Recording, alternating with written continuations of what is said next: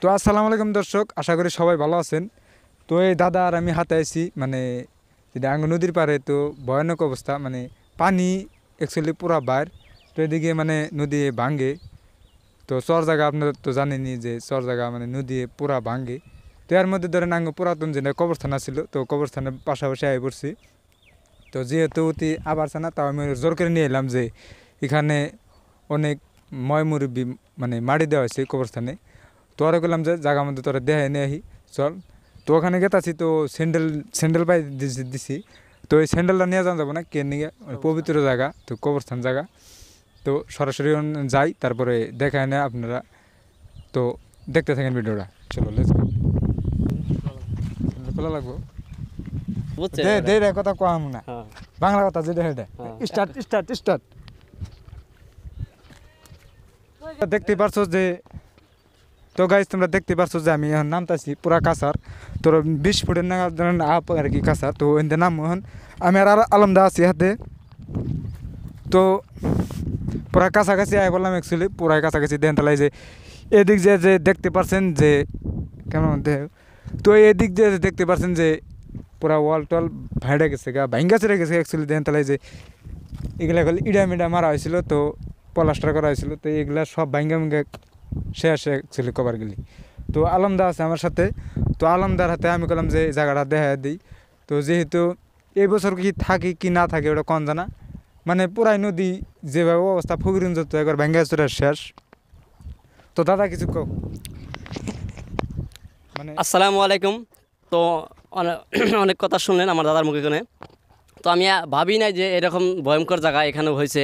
তো আমাকে বলছে যে চলো দাদা ওইখান থেকে ঘুরে আসি। তো আমি বললাম না, ওখানে কি লেগে যাবো, কর্মস্থান জায়গা কয় না, ওইখানে ভয়ঙ্কর জায়গা, নদী পানি খুব বাইরের আর ভাঙছে, তো দেখে আসি।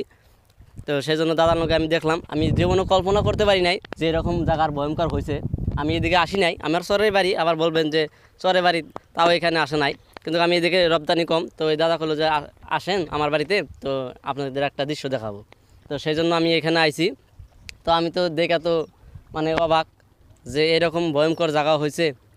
আর যার হয়তো দাদা দাদি মারা গেছে, বাপ মা মারা গেছে, তারাই জানে কষ্টের বেদনাটা কীরকম। তো আমরা তো ওইরকম বুঝি না, আমরা ছোটো পোলাহান।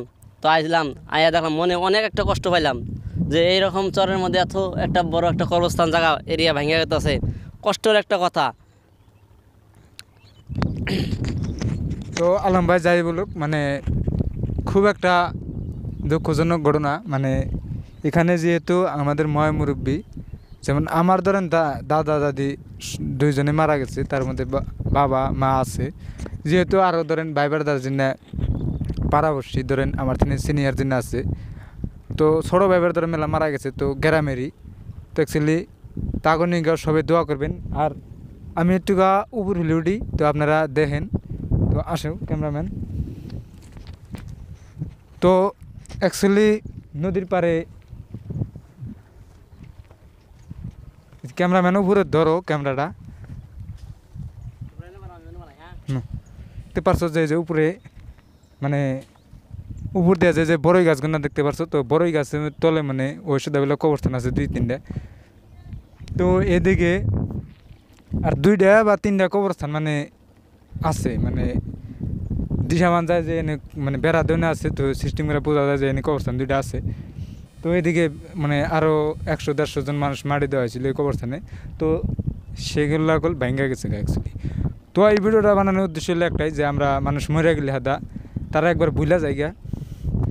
তো আমগর যে একদিন মরতে হবে, তো এটা আমরা আসলে খেয়াল করি না। মানে সারাদিন আড্ডা মারি, পার্টনার পার্টনারতে ঘুরি বাইক নিয়ে মানে যেনা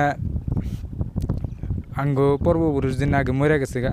তো তখন গেলে আমরা দোয়া করি না, মানে সময়ও না, মানে পার্টনার পার্টনারতে ফেলাক সার্কিট মানে খাইয়া মানে দুনিয়া আড্ডা করি। কিন্তু তা আমাদের যে মাড়ি তুলে একদিন যাইতে হবে, তো এটা আমরা কোনো দিন চিন্তা করি না। তাই যে আপনাকে স্মরণ করে দিলাম। তো এখন গনে নদীর পাড়ে মানে গাড়ি যান না, মানে কে গাড়ি যান তো মারা গেছে। তো এখন নিয়ে সবাই দোয়া করবেন। তো আশা করি ভিডিওটা ভালো লাগছে। তো বেকে একটা করে শেয়ার করে দিন, আর সবাই কমেন্টে আমিন লিখে যাবেন, আর সবের নিয়ে দোয়া করে যাবেন। তো আসসালামু আলাইকুম।